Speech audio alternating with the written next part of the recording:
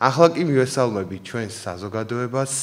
მოგახსენებთ, რომ ხაზზე არის თელავის სახელმწიფო უნივერსიტეტი, გორის სახელმწიფო უნივერსიტეტი, ზუგდიდის სახელმწიფო უნივერსიტეტი და ზუგდიდის ცენტრალური ბიბლიოთეკა. ასევე დედოფლის წყაროში გვისმენენ ჩვენ. ძალიან გვიხარია, რომ რაც ჩვენ ამ უნივერსიტეტებს ვაცხადებთ, ნელ-ნელა ყველა ამ სასწავლებელმა მიიღო სრულყოფილი საუნივერსიტეტო სტატუსი. თქვათ გორი და ზუგდიდის უნივერსიტეტი, როდესაც ჩვენ მათთან დავიწყეთ თანამშრომლობა, იყვნენ სასწავლო უნივერსიტეტები, არ ქონდათ ყველა საფეხური, მაგრამ ამასობაში ისინი გახდნენ იმგვარი სასწავლებლები, რომლებიც სადოქტორო საფეხურზეც მუშაობენ და თავიანთი სტატუსი აიმაღლეს. ასე რომ ძალიან გვიხარია ჩვენ ეს ამბავი, კიდევ ერთხელ ულოცავთ ზუგდიდის უნივერსიტეტს სულ ცოტა ხნის წინ ამ სტატუსის მოპოვებას და მადლობა იქ ყოფ ჩვენ სტუდენტებს, აკადემიური პერსონალის წარმომადგენლებს, პატარა წრეებს, რომლებიც ჩვენს მოსასმენად იკრიბებიან ხოლმე. თქვენ მეგობრებო, კვლავ გაქვთ საშუალება ჩემს გარდა ყველა თიშავს აქ ტელეფონს, როგორც მოგახსენებათ. მე YouTube Live-ზე მიდის ჩვენი ასე ვთქვათ ლექციის ტრანსლაცია და მე გახსნილი მაქვს აქ რამდენიმე Messenger აპლიკაცია, როგორც დღეს იტყვიან ხოლმე და იქ მზად ვარ თქვენი შეკითხვები შევაგროვო, დავახარისხო, ყველას ვერ ვკითხულობთ ხოლმე, მაგრამ საერთო შინაარსი რო იკვეთება, ამ შეკითხვებს ჩვენ ვაგროვებთ, ფორმას ვაძლევთ და შემდეგ დავსვამთ ჩვენს სტუმართან. მე მაქვს პატივი, რომ კავკასიური სახლის სახელით, კავკასიური სახლის სახალხო უნივერსიტეტის სახელით მივესალმო პროფესორ ქეთევან სიხარულიძეს. ქალბატონი ქეთევანი ცნობილი ფილოლოგი გახლავთ. 1974 წელს დაამთავრა თბილისის სახელმწიფო უნივერსიტეტის ფილოლოგიის ფაკულტეტი. 94 წელს უკვე დაიცვა დისერტაცია. 96 წლიდან აქვს მას სხვადასხვა აკადემიური სტატუსი, აკადემიური თანამდებობა. ხომ 2009 წლიდან კი უკვე არის თბილისის სახელმწიფო უნივერსიტეტის ასოცირებული პროფესორი. ქალბატონი ქეთევანი საქმიანობს ქართული ლიტერატურის ისტორიის სასწავლო სამეცნიერო ინსტიტუტის ფოლკლორისტიკის კათედრაზე. გამოცემული აქვს მრავალი მონოგრაფია, არაერთი მნიშვნელოვანი სტატია, მონაწილეობს სხვადასხვა ტიპის კვლევებში, ექსპედიციებში, კონფერენციებში და აი ამ სფეროთი ვინცაა დაინტერესებული და ზოგადად ჰუმანიტარულ მეცნიერებათა სამყაროში ქალბატონ ქეთევანს წარდგენა არ ჭირდება როგორც მეცნიერს და როგორც პედაგოგს და ყოველთვის გიხარია ჩვენ მისი სტუმრობა. ეს პირადადაც ბევრს რაღაცები გვაკავშირებს ქალბატონ ქეთევანთან და საერთოდ კავკასიურ სახლთან წლებია იგი თანამშრომლობს. სულ ვიხსენებთ ხოლმე ჩვენ აი კავკასიის მითოლოგიის კრებულს, რომელიც აქ მრავალი წლის წინ გამოიცა. ასე რომ ეს თანამშრომლობაც წლებს ითვლის და ძალიან გვახარებს ეს ამბავი. ქალბატონი ქეთევანი დღეს წაიკითხავს ლექციას სახელწოდებით თაობათა ცვლა და ღმერთ მებრძოლობა. ქალბატონ ქეთევანს აქვს 1 საათი მოხსენებისთვის, შემდეგ კი თქვენ აქ შეკრებილ საზოგადოებას და რეგიონიდან ხაზზე მყოფ ადამიანებს გექნებათ კითხვების დასმის საშუალება. გმადლობთ ქალბატონ ქეთევან და გადმოგცემთ სიტყვას. ნოლეან ჩემთან ერთი თხოვნა მექნება, მეც გავთიშე ტელეფონი, რომ არ შეგვიშალოს ხელი და განსაკუთრებით მითოლოგია მიცის ჩათრევა მოსაუბრის და აი როცა მიუახლოვდები იმ დროს, რომ შეგახსენოთ, რომ აქ სათადარიგო ბორბლად და გამოგადგებით მაგალითად. მოგესალმებით ყველას აქ დამსწრეებსაც და ჩვენს რეგიონებში მსმენელებსაც. როგორც ბატონმა ლეონმა მოგახსენათ, თემა ჩვენი საუბრის დღეს არის თაობათა ცვლა და ღმერთ მებრძოლობა. ეს ერთმანეთთან დაკავშირებული თემებია და რასაკვირველია სფერო არის მითოლოგია. ეს მითოლოგიური გააზრება იმ პროცესებისა, რომლებიც თაობათა ცვლასთან არის დაკავშირებული. ეხლა მითოლოგიის განმარტებას მე არ მივყვები, ეს ძალიან შორს წაგვიყვანს და გადაუხვევთ ძირითად თემას, მაგრამ ორიოდე სიტყვით შეგახსენებთ, რომ მითოლოგია, რომელიც რასაკვირველია, დიდათ არის წარმოსახვით გაპირობებული ადამიანის წარმოსახვით, უპირველეს ყოვლისა რეალობით არის ნაკარნახევი, რაც არ უნდა გასაკვირი იყოს ეს და ადამიანის დაკვირვება სამყაროზე, ბუნებაზე, გამოცდილება უკვე იძლეოდა იმ საფუძველს, რომელზეც აგებდა ადამიანი თავის მიერ დანახული სამყაროს სურათის წარმოჩენას, ამ შემთხვევაში სიტყვიერად, თუმცა თავად მითოლოგიას გამოხატვის სხვა ფორმებიც აქვს.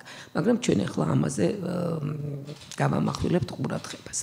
და როგორც ხდება საერთოდ თაობათა ცვლა ცხოვრებაში, აი ეს თემა მითოლოგიაში საკმაოდ აქტიურად შემოვიდა ძალიან ადრე, თუმცა მე არაერთ გზის მithქვამს და შეიძლება აქ ბრძანდებით კიდევაც ამ ჩემი ნათქვამის მომსწრეები, რომ ქრონოლოგიასთან ჩვენ დიდი სიფრთხილით ვართ, რადგანაც ზოგადად ფოლკლორი, მითოლოგია თავისი წარმოშობით, თავისი არსებობის ფორმით არის ზეპირი შემოქმედება და ის რაც ზეპირი არის, ის არ არის დაფიქსირებული, ამიტომ ჩვენ არ გვაქვს არანაირი დოკუმენტი, რასაც დავეყრდნობით, რომ ქრონოლოგიაზე ვილაპარაკოთ. რასაკვირველია, გადადის ყველაფერი წარსულში, მაგრამ ნუ იმ წარსულსაც აქვს თავისი ეტაპები და წეგან გამოცდილება ვახსენე კაცობრიობის ცხოვრებაში დაკვირვების გარდა შემოვიდა გამოცდილება აი ამ ყოველდღიური ცხოვრების საფუძველზე, რამაც მისცა საშუალება მრავალფეროვანი გაეხადა ადამიანს მითების თემატიკა. ეხლა რაც შეეხება თაობათა ცვლას, ესე გახლავთ უნივერსალური თემა. როცა ამ ტერმინს ვახსენებთ, აქ იგულისხმება, რომ სოფლიოს ხალხთა მითოლოგიაში საკმაოდ აქტიურად არის ესა თუ ის თემა ან სახე, რომელიმე ფოლკლორული თუ მითოლოგიური წარმოდგენილი. ერთგვაროვანი არის ძირითადი შტრიხები და მახასიათებლები, ოღონდ რასაკვირველია, ყველა ხალხს აქვს თავისი ცნობიერება, კულტურაზე დაფუძნებული და რაღაცა ელემენტები რასაკვირველია განსხვავებული არის. თავად უნივერსალიები იმდენად ბევრი არის ზეპირსიტყვიერებაში, მითოლოგიაში, ეს თავად დგება კიდე მეცნიერებაში საკითხი ამის თაობაზე, აი რამ განაპირობა ასეთი უნივერსალურობა. ნუ ამაზე თუ მოგვეცემა საშუალება სხვა დროს ვისაუბროთ, საზრებები გვაქვს ყველას ამასთან დაკავშირებით. ახლა დავუბრუნდეთ ჩვენს ძირითად თემას. როგორც გითხარით, უნივერსალური თემა არის ეს თაობათა ცვლა, მაგრამ ეს არ ეხება ვთქვათ რომელიმე ერთი ოჯახის ფარგლებში არ ეტევა. აქ საკაცობრიო და გლობალური მასშტაბი აქვს ამ თაობების ცვლას, როგორც არის ეს მითოლოგიაში წარმოდგენილი.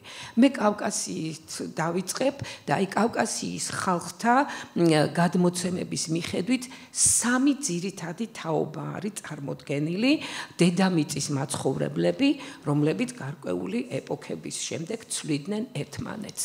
და ეს სამი თაობა გახლავთ. პირველი გოლიათების თაობა, ბუმბერაზი, არსებების თაობა, ნართების თაობა, მომდევნო გახლავთ, მეორე თაობა და ადამიანი. ანუ მესამე თაობად არის ადამიანი წარმოდგენილი, მაგრამ ეთყობა ძალიან დაჩაგრულად რომ არ ეგდოთ თავი, იქ აღნიშნავენ რომ სამაგეროდ ყველაზე ჭკვიანები იყვნენ ადამიანის გონიერება აღემატებოდა ბევრად ამ არსებებს. საერთოდ აი თაობათა ცვლის კლასიკური მაგალითი გახლავთ ჰესიოდეს მიერ ჩამოყალიბებული, ნუ იყო ეს ტრადიცია ალბათ ბერძნულ სამყაროში და ჰესიოდემ მოაწესრიგა და ჩამოაყალიბა და ასევე ინდურ ტრადიციაში იუგების სახელით არის მოხსენიებული ის პერიოდები, რომლებითაც გამოხატულია ცვლა. 5 საუკუნე ჰესიოდესთან ასე იხსენიება და ლითონების ხარისხის მიხედვით არის ეს სახელები დარქმეული. ოქროს საუკუნე, ვერცხლის საუკუნე, სპილენძის აი მეოთხეს არ უთავსებს არც ერთ ლითონს, უბრალოდ მეოთხე საუკუნეს ახსენებს და მეხუთე უკვე რკინის საუკუნეთ არის ნახსენები და აი ამ ლითონთა ხარისხების ცვლაში ფაქტობრივად იკითხება ის, რომ ხდება რეგრესი, არა პროგრესი, არა განვითარება, არამედ რეგრესი.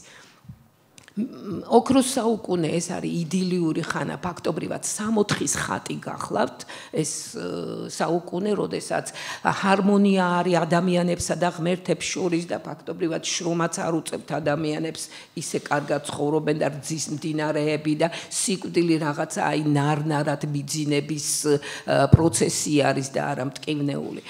და რეგრესი ამ და ისევე როგორც ინდურში აი იუგები კრიტა იუგადან იწყება იქ 4 საუკუნით არის განსაზღვრული და ბოლო არის კალი იუგა ინდურშიც და ბერძნულშიც რკინა ლითონი შეესაბამება ამ ბოლო საფეხურს როგორც ალბათ ხარისხით ყველაზე დაბალი თუმცა ისტორიულად უნდა ვთქვათ რომ რკინამ ისეთი როლი შეასრულა კაცობრიობის ისტორიაში ვერც ერთი ის ლითონი ვერ შეედრება მაგრამ ნუ ახლა ეს სხვა საკითხია სწორედ ხარისხიდან გამომდინარე და რეგრესის მიზეზი ამ სისტემების მიხედვით არის ადამიანი.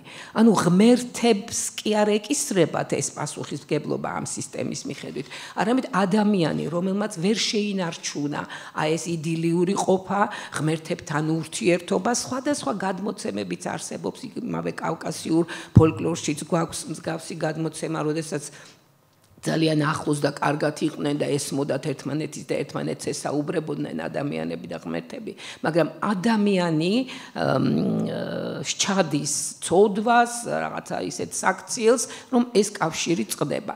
ამ საუკუნეების მიხედვით თანდათან ჩამოდის საფეხურეობრივად უფრო უარეს საუკუნემდე, ახლა საუკუნე აქ რასაკვირველია ჩვენი ათვლით არ იგულისხმება ის 100 წელი, არამედ ბევრად უფრო დიდი პერიოდის მომცველი არის ეს საუკუნეები და ასეთი ცვლილება, მოკლედ მინდა გითხრათ, რომ ადამიანის მიზეზით ხდება ეს ყველაფერი.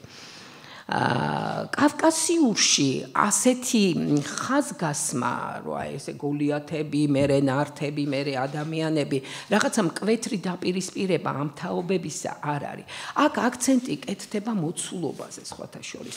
აი ეს პირველი თაობა წარმოდგენილი არის როგორც გოლიათების თაობა და სიდიდე და მოცულობა ფაქტობრივად გათანაბრებული არის სიუხვესთან. იმიტომ რომ აი ეს პერიოდი, როდესაც გოლიათები პირველი მოსახლეები დედამიწისა იყვნენ დედამიწაზე, ყველაფერი იყო უხვად და ნოყიერი იყო, თვით მიწაც კი ისეთი ნოყიერი იყო, აი ეს ყვებიან კავკასიელები, რომ დევებიო აიღებდნენ ერთ მუჭა მიწასო, მოუჭერდნენ ხელს, წვენი გაზდიოდა, ესე იგი ისეთი ნოყიერი იყო, წვენი იყო და ამ წვენს სვამდნენ და აი ამ დევებს, ამ ხელად დევებს ერთი კვირა ყოფნიდათ აი ეს წვენის საკვები იმდენად აკმაყოფილებდათ ეს. ნუ ამათ ძილიც ერთი კვირა იცოდნენ, ყველაფერი აი ესეთი ადეკვატური არის ამ სიდიდესთან.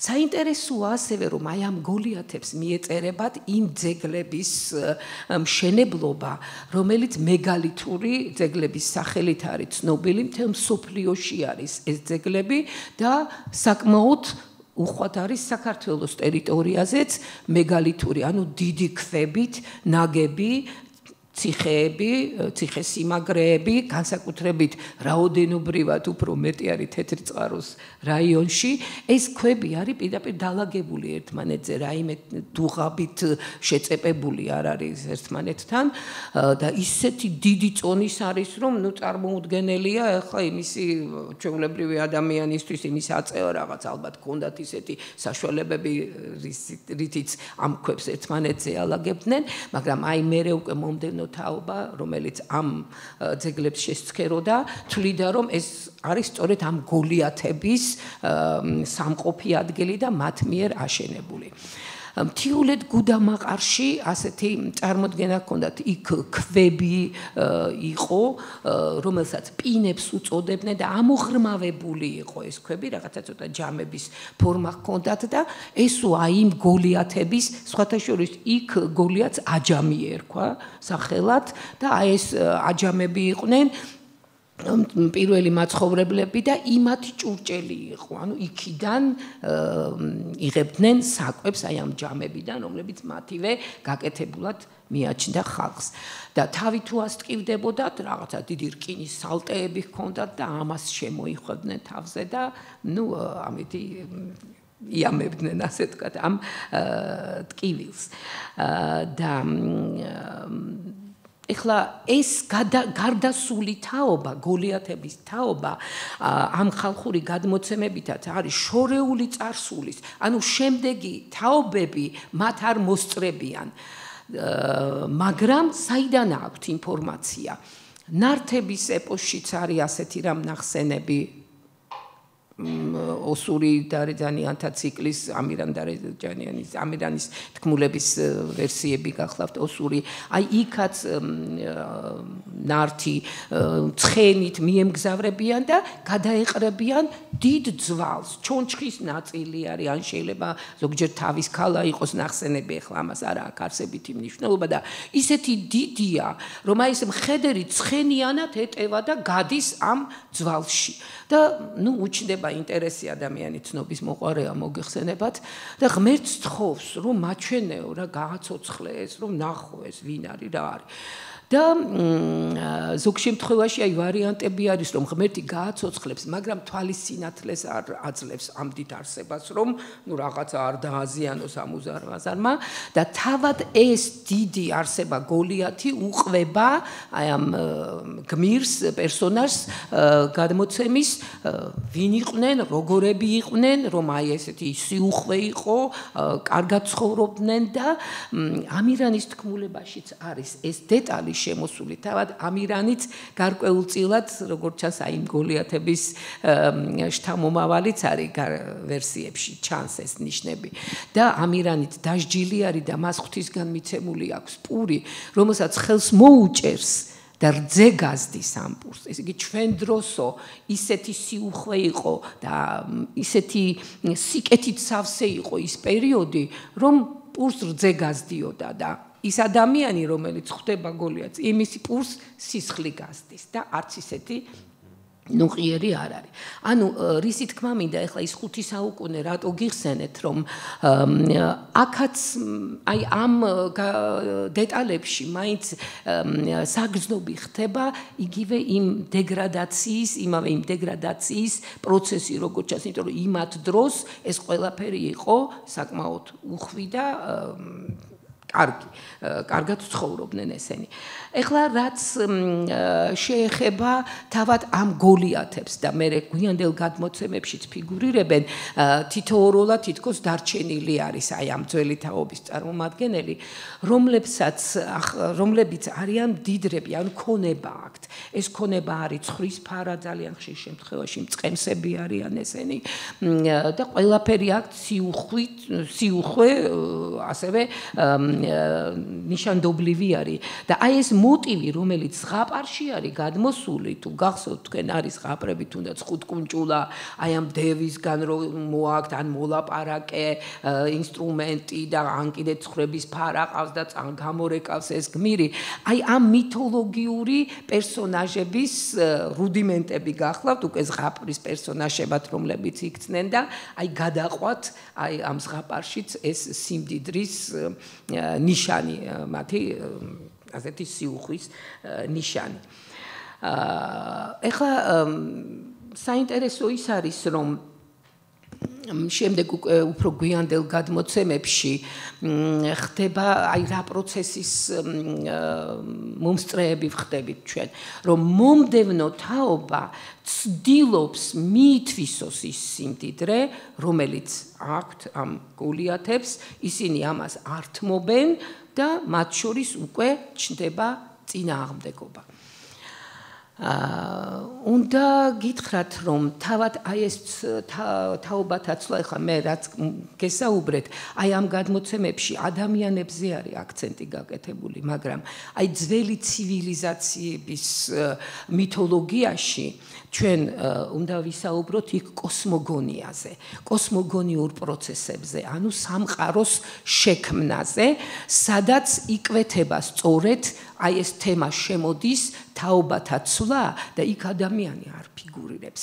იქ თავად ღმერთები არიან თაობათა მონაცვლეობის პროცესში მონაწილეები, ძველი და ახალი თაობის ღმერთები უპირისპირდებიან ერთმანეთს, როდესაც ახალი თაობის ღმერთები უკვე ახალი კოსმოსის შემქმნელებად გვევლინებიან და ეს მშვიდობიანად არ ხდება, ადვილად არ თმობს ძველი თაობა. რასაკვირველია, სხვადასხვა ხალხში სხვადასხვანაირად არის ეს აღწერილი, მაგრამ პრინციპი ერთია, რომ ახლებს მოაქვთ თავიანთი წყობა სამყაროსი კოსმოსისა და ამ ძველებთან დაპირისპირებულები არიან და ხელჩართული ბრძოლაც კი ხშირად უწევთ ერთმანეთთან. შუამდინარული მითოლოგია, სადაც საუბარი არის იმაზე, რომ პირველი არსებები იყვნენ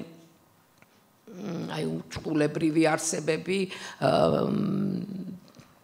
აფსუ და თიამათი, წყლის განსახიერება იყო ორივე, ერთი მტკნარი წყლის, მეორე მლაშე წყლის და ცოლ-ქმრის სახით არიან წარმოდგენილები. აი მათი შვილები უკვე იწყებენ დედის წიაღში მოძრაობას, ხმაურს და ის მდუმარება, დუმილი, რომელიც ქაოსისთვის არის დამახასიათებელი, ირღვევა, აფსუსეს აწუხებს, არ უნდა მოშორება უნდა მოკლედ ამ შვილების და იწყება დაპირისპირება, რომელიც მერე მომდევნო თაობის თაობის ღმერთებში გადადის ეს დაპირისპირება თაობიდან თაობამდე, საბოლოოდ ხდება ის, რომ აფსუც და თიამათით ჩამოშორებულები არიან, თიამათის სხეულიდან მარდუქი ქმნის სამყაროს და ნაწილებს და ასე აგებს კოსმოსს. ბერძნულ მითოლოგიაში ურანოსი და გეა არიან საწყისთან, ცა და დედამიწა, რომლებიც ასევე ცოლ-ქმრის სახით არიან წარმოდგენილები, მათი შვილი კრონოსი არის ერთ-ერთი პირველი გამგებელი, რომელიც უპირისპირდება მამას, ანუ ძველ თაობას და ასაჭურისებს მამას და თვითონ ხდება გამგებელი. ანუ სამყაროს გამგებლობისთვის არის თაობათა ცვლა, თავისი შეიძლება ჩავთვალოთ უძველესი მითოლოგიური გაფორმებით, ეს არის ღმერთების დაპირისპირება სამყაროში გამგებლობაზე.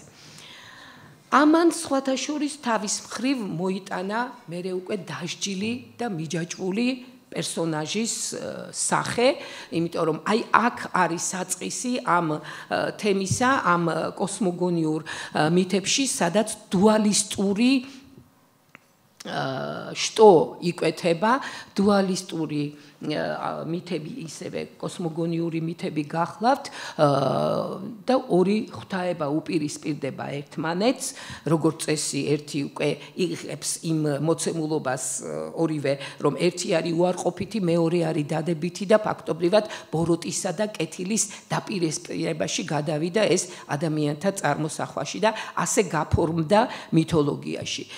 ორის არსებობა პოტენციურად უკვე გულისხმობს წინააღმდეგობას. აი მაგალითად მონღოლურ მითოლოგიაში იქ ორი ღმერთი ქმნის სამყაროს და არაფერში ისინი თითქოს ერთმანეთს არ უპირისპირდებიან, ჰარმონიული არის მათი შრომა სამყაროს შექმნის პროცესში. მაგრამ, როდესაც უკვე სამყარო შექმნილია, აი გდგება უკვე საკითხი, რომელი უნდა იყოს გამგებელი და მაინც მოდის კონფლიქტი. ანუ ორის არსებობა თავისთავად უკვე გულისხმობს დაპირისპირებას და რამდენადაც მიიღეს ეს მახასიათებლები დადებითის და უარყოფითის, უარყოფითი რასაკვირველია დამანგრეվել ძალად არის წარმოდგენილი და უპირისპირდება ამ დადებითს, იმიტომ რომ კოსმოსი მოსპოს მასთან ერთად და კვლავ შემოიტანოს ქაოსი ამ სამყაროში და დადებითი პერსონაჟი იმარჯვებს, აბა სხვა შემთხვევაში სამყარო არ იქნება, ხო, არის სამყარო არსებობს, ადამიანისთვის თვალსაჩინო არის სამყაროს არსებობა, მაგრამ რამდენადაც ის არის ღვთაებრივი, ასევე პერსონაჟი დაპირისპირებული ბოროტი, მოკვდინება, განადგურება მისი შეუძლებელი არის. ამიტომ ის არის შებოჭილი, ჩაკეტილი სივრცეში, მოთავსებული და ფაქტობრივად შეზღუდული არის მისი მოქმედების ასპარეზი. ძალა შებოჭილი არის. ამას ეთით რა მაინც და მაინც ჯაჭვით დაბმა არ ჭირდება, თუმცა უმრავლესობა დაბმული არის ამ ტიპის პერსონაჟებისა. შეიძლება არც იყოს ჯაჭვი, მაგრამ ისეთი უხილავი წრე იყოს, როგორც არის კავკასიური ერთი სახის შესახებ მოგახსენეთ მე ცოტა მოგვიანებით წრიაკ შემოვლებული და ვერც ვერავინ შედის ამ წრეში და ვერც ის გამოდის. ანუ ერთ ადგილზე დამაგრება, ჩაკეტილ სივრცეში მოთავსება, ეს არის სასჯელის ფორმა, რითიც შეზღუდული არის ეს ბოროტი არსება და ერთი ძალიან ჭკვიანი და საინტერესო მეცნიერი იყო ფრეიდენბერგი, ოლგა ფრეიდენბერგი, რომელიც თვლიდა რომ აი მითოლოგიური მარტო ის არ თვლიდა, ბევრი თვლის რომ ბევრ რამეს თანამედროვე ცხოვრებაშიც კი მითოლოგიური საფუძვლები გააჩნია და პატიმრობის ფორმა დატუსაღება დამნაშავისა ხომ აი მითოლოგიური ძირიდან მოდის, ანუ შებოჭვა, ჩაკეტილ სივრცეში მოქცევა და ძველი საპატიმროები კიდე საერთოდ ორმოები იყო, ანუ საერთოდ მიწაში იყვნენ, რაც მითოლოგიაში არის, მიწის ქვეშ აქცევენ. აი ეს ტიტანები ბერძნულ მითოლოგიაში, რომლებიც უპირისპირდებიან ზევსის თაობას, ზევსის თაობა მამას დაუპირისპირდა, იქ რაღაცა ტრადიციად მოდგამდა შვილი, რომ მამას ართმევდა ხელისუფლებას და აი ტიტანებიც ჩარეკილები არიან ისევ მიწის წიაღში შეაბრუნეს, ასე ვთქვათ, იმ სივრცეში, საიდანაც წამოვიდნენ და აი ეს გაფორმება, ახლა მიწის წიაღი დედის სახით იქნება, გეას სახით უბრალოდ მიწად ნახსენები, ეს ფორმა ასევე უნივერსალური არის და ყველგან იხილუება ესა. თუმცა გვაქვს ჩვენს კავკასიაში არის მაინც ადამიანის მიწაში არ არიან და ვთქვათ კლდეზე არიან მიჯაჭულები. ანუ იმის თქმა მინდა რომ ამირანი ერთადერთი არ არის არც მსოფლიო მითოლოგიაში და არც კავკასიურ მითოლოგიაში საკუთრივ. არიან სხვა პერსონაჟებიც, რომლებიც არიან დასჯილები. ეხლა რაც შეეხება სიუჟეტს, სხვადასხვა მოცულობით არის ის შემორჩენილი მეხსიერებას, ყველაზე უფრო, ასე ვთქვათ, მოცულობით დიდი და ეპიზოდების სიმრავლით ამირანის თქმულება გამოირჩევა. კავკასიაში ხშირად უბრალოდ უსახელო პერსონაჟები არიან და ფრაგმენტული სახით არის შემორჩენილი, მაგრამ თავად ასეთი სახეების არსებობა ბევრ რამეზე მეტყველებს. ანუ ეს თემა საკმაოდ ინტენსიურად იყო კავკასიელთა მითოლოგიაში და ამდენად ბუნებრივია ასევე ჩვენი რეგიონისთვის. ხო, ეხლა მოგახსენეთ, რომ აი ეს სიუხვე, რომელიც დამახასიათებელი არის ძველი თაობისათვის, თითოეულა გოლიათი არსება აი ამ ხალხურ გადმოცემებში არის ჯერ კიდევ შემორჩენილი იმ დროისათვის, როცა ადამიანები ყვებიან ამ ამბებს. ერთი არის კოლოიკანტი, ანუ კეთილი გოლიათი არის, თუმცა ადამიანები ცდილობენ წაართვან, მოპარონ, გაძარცვონ. ასევე არის ჟერბაბა, ასეთი პერსონაჟი, ქალი პერსონაჟი გახლავთ, ეს არის ინგუშური თქმულება და ნართ ორსტუხოელები არიან, რომლებიც უარყოფით პერსონაჟებად არიან აი აღმოსავლეთ კავკასიაში და დაღესტნის ტერიტორიაზე და სტუმრობენ ამ ჟერბაბას და არ იცის, რომ ესენი ნართები არიან. უმასპინძლდება და აქვს შემორჩენილი ძველი დროიდან პროდუქტები და ქვაფშიდებს, რაღაცებს ხაშას და ამ პროდუქტების თვისება არის ის, რომ მრავლდებიან ეს პროდუქტები. ანუ პატარა ნაწილს ჩადებს და უზარმაზარი ქვაბი გაივსება და კარგადაც დანაყრდებიან ესენი და საუბრობს კიდევაც ჟერბაბა ამ თემაზე, რომ აი ადრე ასე იყო, მაგრამ ეს ნართებიო რომ მოვიდნენო, ნართ ორსტუხოელებს ეძახიან აქეთ რეგიონში, ნუ ყველაფერი აირიაო და თავდაყირა დადგა და ესე იგი ნართების მოსვლამ ჩვენ არ აგვაქვს ის სიუჟეტი, რომ ვთქვათ ნართებმა გაანადგურეს გოლიათები, მაგრამ ამგვარი ვთქვათ საუბარი პერსონაჟებს შორის შეიძლება ამან გვაფიქრებინეს, რომ რაღაცა შეიძლება იყო ამდაგვარიც დაპირისპირების სახით ამ თაობებს შორის.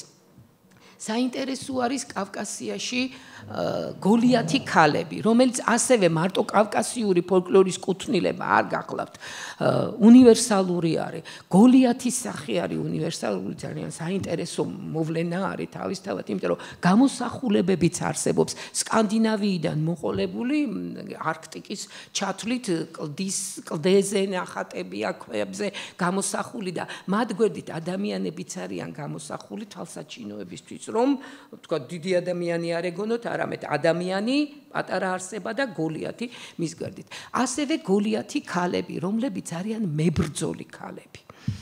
ეს ახასიათებთ გოლიათებს და კავკასიური სივრცისთვის შესაძლოა საკვები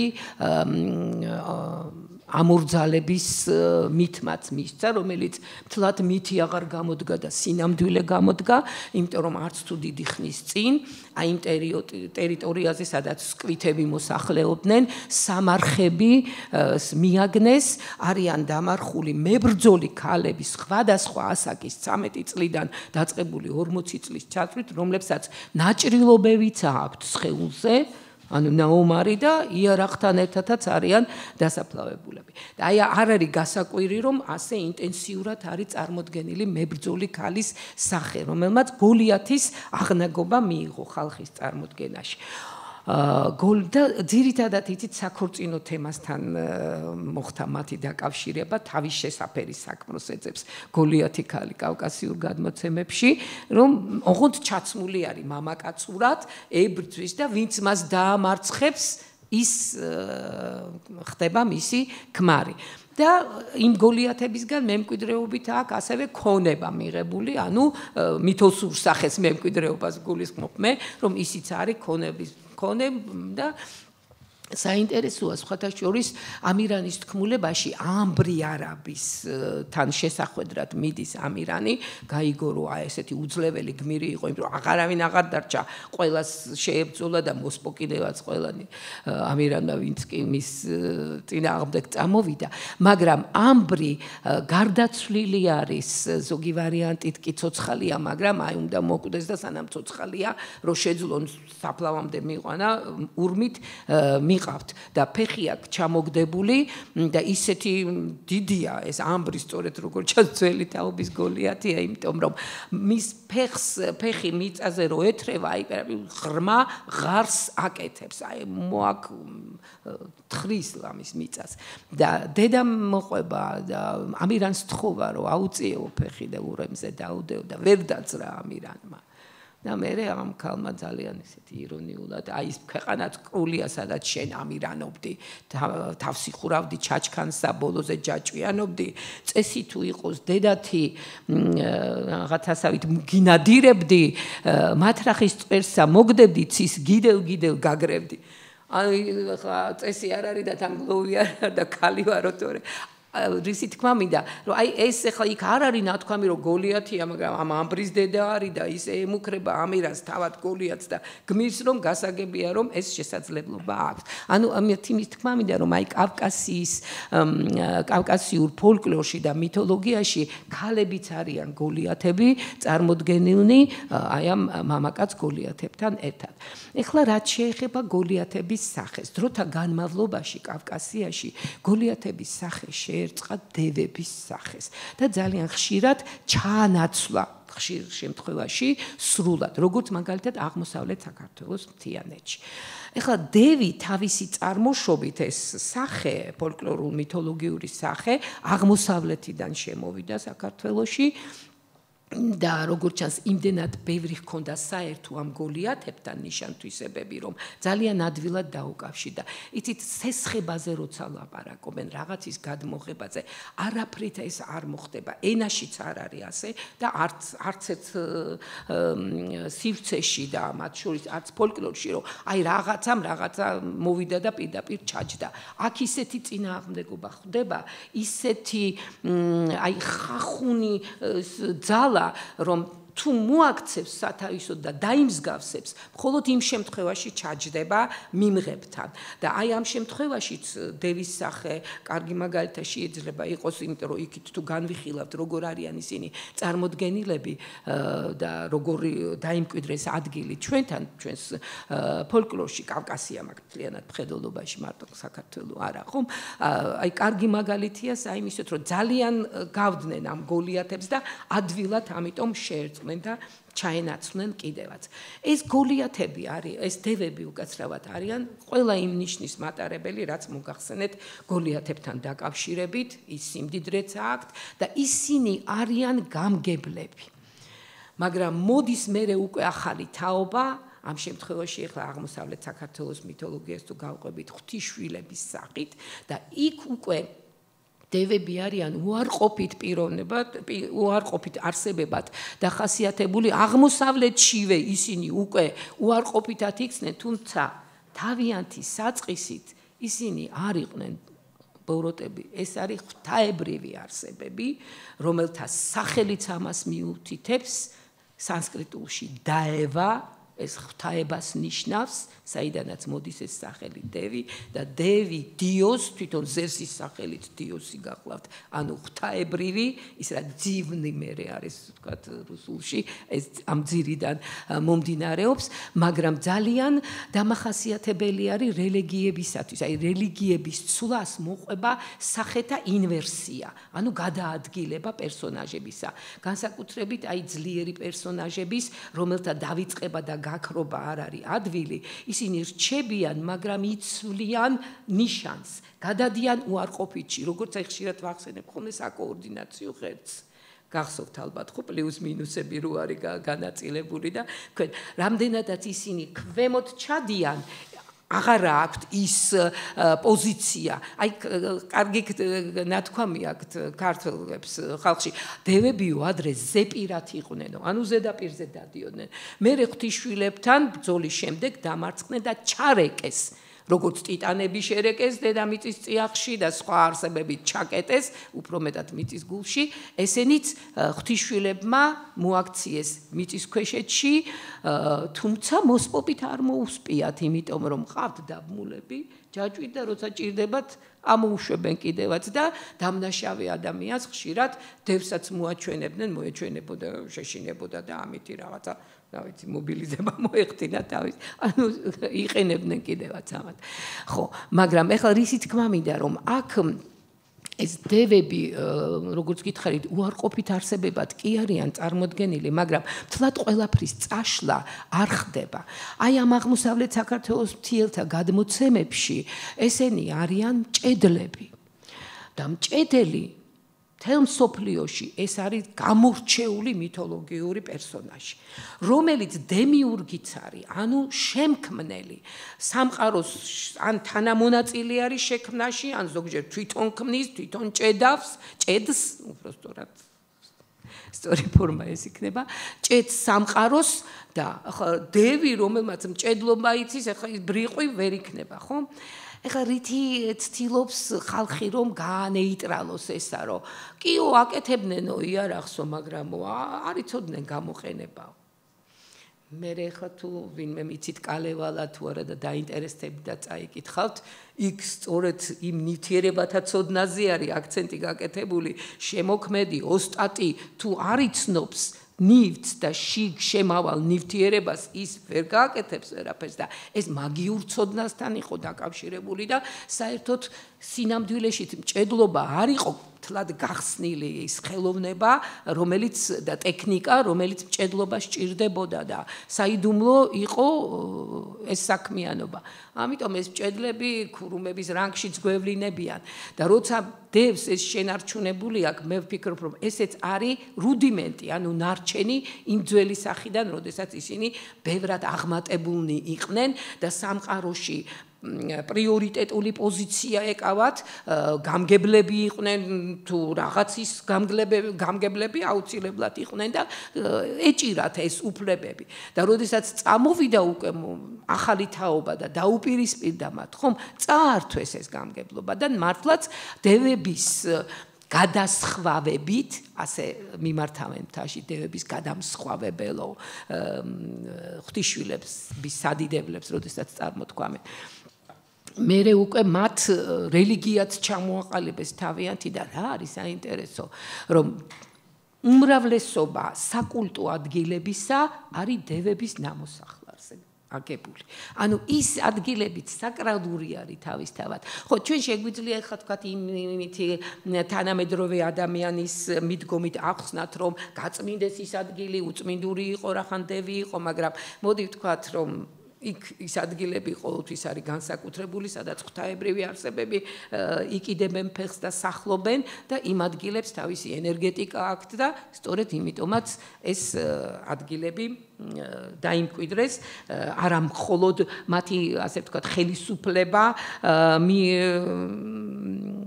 არ მინდა თქვა მიითვისეს, მაგრამ ნუ მიიღეს ღვთისშვილებმა, არამედ ის ადგილებიც, სადაც დევები სახლობდნენ. ხო, აი რაც შეეხება დევებთან დამოკიდებულებას, საინტერესო არის დაღესტნის სახელწოდების ხალხური ეტიმოლოგია. ეხლა ეს რასაკვირველია, ხალხის ეტიმოლოგია რაღაც წარმოსახვას, ბგერათა მსგავსებას ემყარება და მე ენათმეცნიერული კვლევა სხვა ძირებთან ჩადის ხოლმე, მაგრამ აი დაღესტანს ხალხის, იმავე ხალხის, იქ მცხოვრები ხალხის ნათქვამის მიხედვით დეუსტანი ერქვა, ანუ დევების სამყოფი ადგილი, დევების ქვეყანა. ეს უნივერსალურობა გითხარით მე თქვენ სოფლიოს მასშტაბითაც და კავკასიაშიც, რასაც ვამბობ მე, ეს როგორც ქართულ მასალას ეხება, ასევე ჩრდილოეთ კავკასიაში მცხოვრების ხალხის მასალასაც ვემყარები, რასაც გიყვებით მე და რასაც გესაუბრებით დღეს. და ღმერთთან დაპირისპირებულობა და ღმერთმებრძოლობა, წეღანაც ვთქვი, რომ ერთმანეთთან კავშირშია. სწორედ ეს თაობათა ცვლა და როგორც გითხარით, ძველ მითოლოგიაში ღმერთთა თაობაზე არის საუბარი, მერე ნელ-ნელა ხდება ეპიკური გმირების ჩანაცვლები და შეიძლება მერე უფრო ჩვეულებრივი ადამიანით ჩაენაცვლოს იმას, ვინც ღმერთს უპირისპირდება, თორემ თავდაპირველად ერთნაირი ძალმოსილების მქონე არსებები უპირისპირდებოდნენ ერთმანეთს. აფხაზურ ფოლკლორში აბრსკილი გახლავთ ის პერსონაჟი, რომელიც არის ამპარტავანი, არ უხრის თავს ღმერთს და უპირისპირდება. ნართებიც არიან ფაქტობრივად ღმერთმებრძოლები, იმ თვალსაზრისით, რომ მათ იციან ღმერთის არსებობა, აღიარებენ, რომ ღმერთი არის, მაგრამ თავს არ უხრიან და იციან, რომ ეს არ შერჩებათ, დაისჯებიან და ღმერთი სანამ დაждის თვითონ იკლავენ თავს, გამდნარ სპილენძს სვამენ და სახელი რომ დარჩეს ჩვენიო, აი ასე მიდიან ამ ქვეყნიდან, თვითონ იკლავენ თავს იმის გამო, რომ ღმერთის უპირატესობა არ აღიარონ. როგორც გითხარით, უსახელო გმირებიც არიან, არის მაგალითად ადიღეუში არა უსახელო, არამედ ნესრენ ჟაჩე, რაც ნესრენ წვეროსანს ნიშნავს, რომელმაც მოსტაცა ღმერთს რაღაცები და ადამიანებს მოუტანა, ახლა ცეცხლზე არის ხანდახან ლაპარაკი, ამიტომ ჩრდილოეთ კავკასიაში ფიქრობენ, რომ პრომეთეს მითი იქიდან წავიდა, ჩრდილოეთ კავკასიიდან წავიდა. ნუ ხა ჩვენ ამ საკითხებს ამ თუთას არ შევეხებით, თუმცა საკმაოდ საინტერესო თემა არის და ამირანთან ძალიან ხშირად ხდება გაიგივება, მაგრამ ეს არის სრულიად სხვადასხვა კულტურის წიაღში ჩამოყალიბებული სახეები და პრომეთეს კავშირს კავკასიასთან რაც შეეხება, სხვათა შორის უსლარმა გამოიკვლია პირველმა ესა, ესქილეს სახელს უკავშირდება პრომეთეს კავკასიასთან დაკავშირება. ესქილემ შექმნა ტრილოგია პრომეთეს თემაზე და მიჯაჭული პრომეთეს იყო პირველი, მერე ქონდა განთავისუფლებული, ოღონდ ისინი ფრაგმენტულად არის შემორჩენილი და აი ამ მიჯაჭულ პრომეთეში არ არის კავკასია ნახსენები. სკვითია შეიძლება იყოს, მაგრამ აი ამ მიჯაჭულ პერსონაჟებს ბერძნულ მითოლოგიაში გეტყვით მე სხვებიც არიან სასჯელი მიაგეს ქვეყნის დასალიერში, სადაც არც მზეანათებს, არც ქარები ქრიან, ნუ არაფერი რო არ არის რა. და აი ასე იყო ქვეყნის დასალიერში პრომეთეც, მაგრამ მესამე პოემაში ესქილესი უკვე კავკასიაში შემოდის. ნუ შესაძლოა სავარაუდოდ, იმიტომ რომ ბერძნებმა გაიცნეს კავკასია და აქ გაიგეს ის მითი, რომელიც მათ პირდაპირ პრომეთეს დაუკავშირეს. ეს ახლა ჩვენი გამონაგონი არ არის და რაღაცა ეროვნული იმითი რო არის რაც კარგებია ჩვენ. ნამდვილად ბერძენ ავტორებთან არის ეს ცნობა, არაერთ გზის ხდება ეს ცნობა, რომ კავკასიაში არის პრომეთესი. მათ მაშინვე დაარქვეს სახელი პრომეთე, იმიტომ რომ ისე ახლოს იყო, მიჯაჭული იყო ღმერთის მიერ დასჯილი პერსონაჟი. თუმცა როგორც გითხარით ახლა ეს გაიგივება არ იქნება სწორი, არ არის სწორი, იმიტომ რომ სხვადასხვა კულტურის წიაღში არიან პრომეთე, ამირანი და კიდე სხვა მიჯაჭულები, იქ მარკო კრალევიჩი არის სლავურ გადმოცემებში და კიდე უამრავი სხვა პერსონაჟი გახლავთ, თუნდაც ლოკი სკანდინავიაში, ესენი არიან ღმერთის წინააღმდეგ ამხედრებული პერსონაჟები და მიუხედავად იმისა, დადებითი ჰეროიზაცია არის შემოსული თუ არა, ანუ დადებითი ნიშნები აქვს თუ უარყოფითი, ტყუილად არ ისჯება ესეთი პერსონაჟი. აუცილებლად რაღაცა დანაშაული აქვს და ყველა ამათი ძირი იმ მითოსშია, რომელიც წეღან მოგახსენეთ დაპირისპირებულთა ბრძოლაში მიდის ძირი და მერე უკვე ყველა ხალხმა აი ესეთი მოზაიკა შექმნა ამ სახისა. რაც შეეხება, ახლა დაუბრუნდები ისევ ამ პერსონაჟებს, ხო, ნუ კავკასიაში არის ძალიან საინტერესო პერსონაჟი დარძანიანილგ. ეს გახლავთ ქარიშხლების დედა. რომ წეღან მოგახსენეთ, ის არის ყაზბეგის მთაზე ფაქტობრივად მიჯაჭულია, იმიტომ რომ წრეარი, უხილავი წრეარი, რომელიც გადალახვა არავის არ შეუძლია არც აქ გარედან და არც შიგნიდან. ამ ქარიშხლების დედის შვილი არის ერთ-ერთი პერსონაჟი, რომელიც ავიდა ღმერთთან, ადამიანებს გადმოუყარა იქიდან საკვები, ლელი, რაღაცა მცენარეები და ამის გამო დაისაჯა, მაგრამ ეს დედაც დაისაჯა. და ხა შეიძლება თამამი იყოს ეს ჩემი ვარაუდი, მაგრამ ხანდახან ამასაც ვფიქრობ, რომ დალი, რომელიც ამირანის დედა არის, შესაძლოა ასევე ყოფილიყო დასჯილი ღვთაება. იმიტომ რომ სვანური გადმოცემების მიხედვით დალს ეკრძალება შვილის გაჩენა.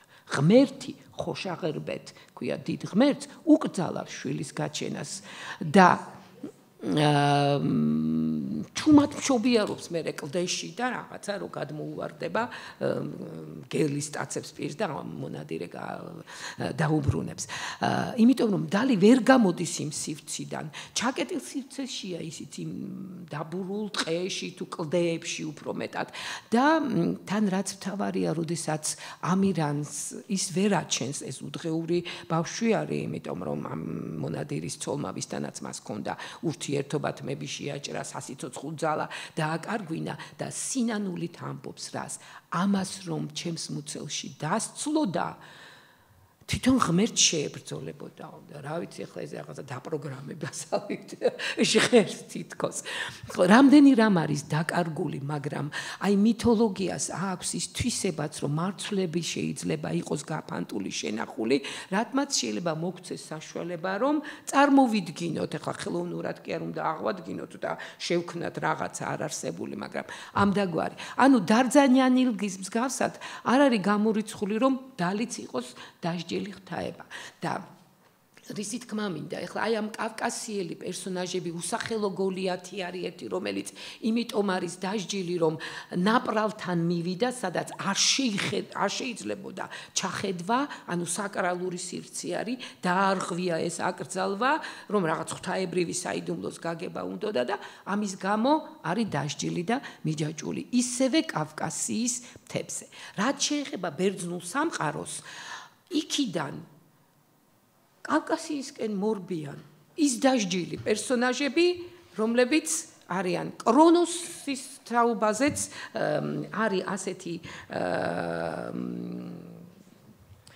ეხლავე გეტყვით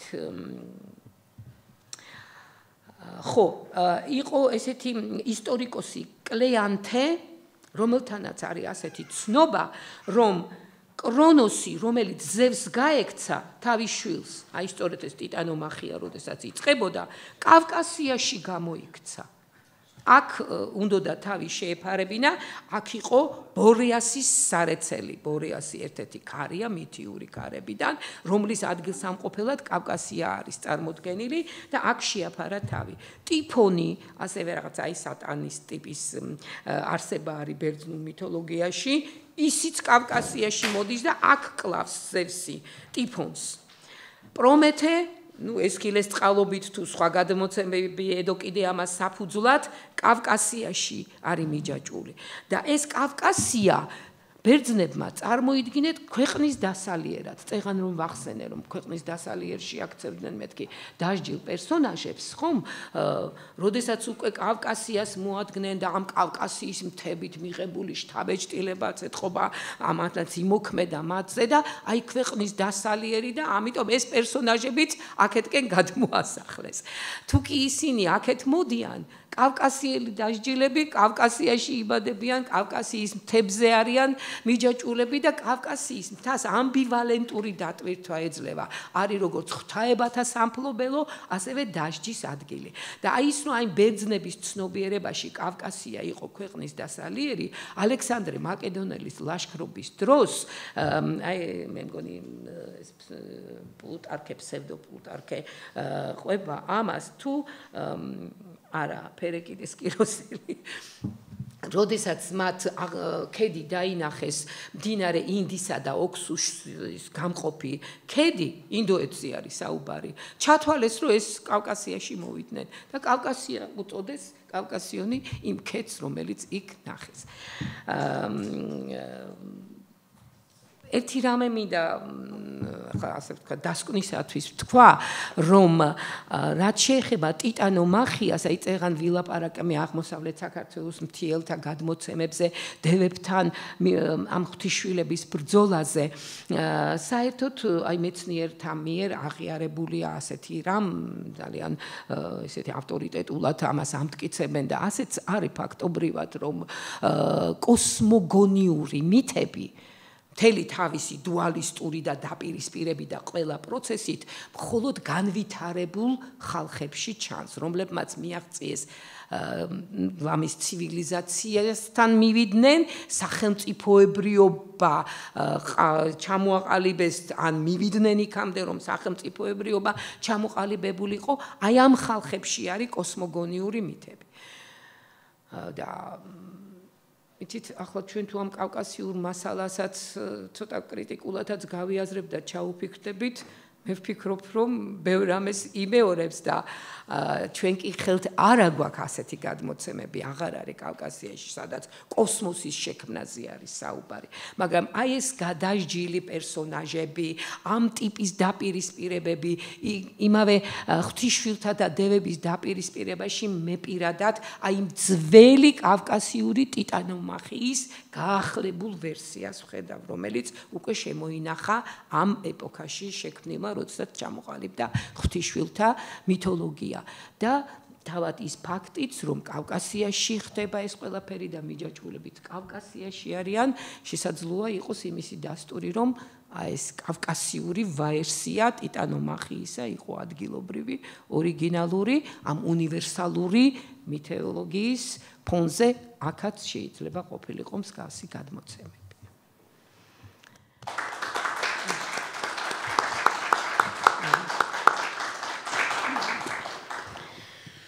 დიდი მადლობა ქალბატონ ქეთევანს, ძალიან საინტერესო მნიშვნელოვანი ლექცია მოვისმინეთ.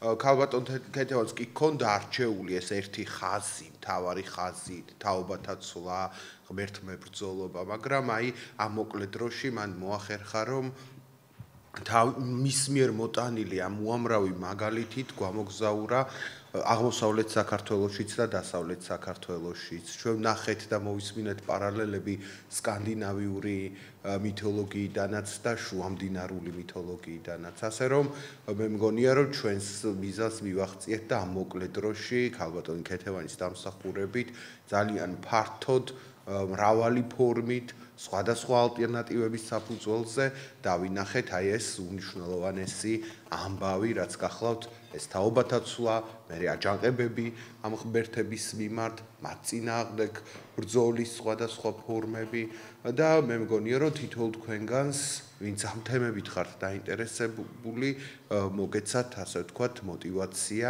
რომ ის თემები, რომლებიც მოინიშნა ლექციის განმავლობაში, კიდევ უფრო ღრმად შეისწავლოთ, უფრო მეტი ყურადღება მიაქციოთ, ჩაუღრმავდეთ ამა თუ იმ მიმართულებას, რომელიც აქ ჩვენთან აი ამ ლექციაზე გამოიკვეთა. მეგობრებო, ეხლა ჩვენ გადავიდეთ კითხვა-პასუხის რეჟიმში. გთხოვთ თქვენ მანიშნოთ აქ აუდიტორიაში თუ არის შეკითხვები და შემდეგ რეგიონებიდან კითხვები. 3 კითხვა არის მონიშნული, მოდით თქვენგან დავიწყოთ და თავის წარდგენა არ დაგავიწყდეთ. თავამად აწიეთ ის შტატივი თვითონ. შტატი. გამარჯობა. მე გახლავართ თბილისის სახელმწიფო უნივერსიტეტის სტუდენტი, ფილოლოგიის სტუდენტი ბარბარე კებლიშვილი. და აი ზოგადად მე ძალიან დიდ პატივს გცემთ თქვენ შორიდან გიცნოთ და შეიძლება თქვენთან ერთი საგანიც ავიღო, იმდენად საინტერესო ლექციები გაქვთ. დიახ. აი ძალიან საინტერესოა ეს ქართული მითოლოგია განსაკუთრებით, იმიტომ რომ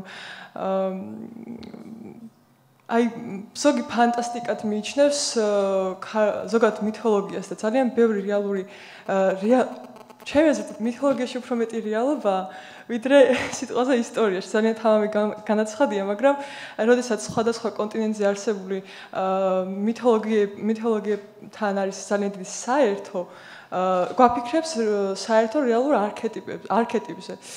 და ჩემი ხა ძალიან გამაგრძელე და ჩემი კონკრეტული კითხვა მდგომარეობს იმაში, რომ რას ფიქრობთ თქვენ ხვამლის მთაზე, სადაც იყო რაღაც არქეოლოგიური გათხრები საბჭოთა კავშირის დროს და რატომღაც გაურკვეველი მიზეზების გამო შეჩერდა.